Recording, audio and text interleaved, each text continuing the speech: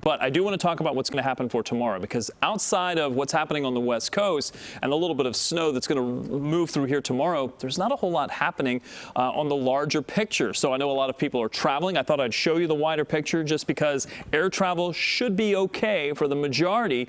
The exception is going to be this freezing drizzle or snow that'll arrive for tomorrow. And I threw a term in there that we don't use very often, snizzle. I'll explain what that is in just a minute. And no, I'm not practicing my Snoop Dogg impression. There is a meteorological term called snizzle, and I'll explain what it is. Clouds and radar don't show a lot actually making it to the ground. There's not a lot of precipitation out there. I've checked the observations.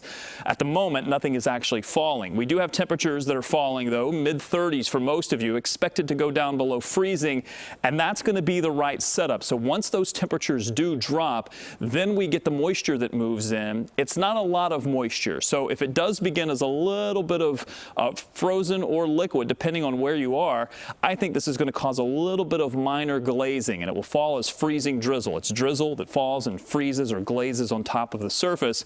This will continue through about midday and then may switch over at some point to some light snow or a little bit of that snizzle, which is essentially very, very fine snow. It's a little bit of moisture. It's almost like drizzle that is crystallized, so you get those very, very small snow, not quite snow pellets, but more of like a snow mist. And then through the evening, we do see maybe a little bit of lake effect that starts to set up. That may lead to some minor higher amounts, but look at the totals that we're talking about here. Yes, there's a decimal point there, so that's a ½ an inch for midway at most. Some of this will be melting as it falls.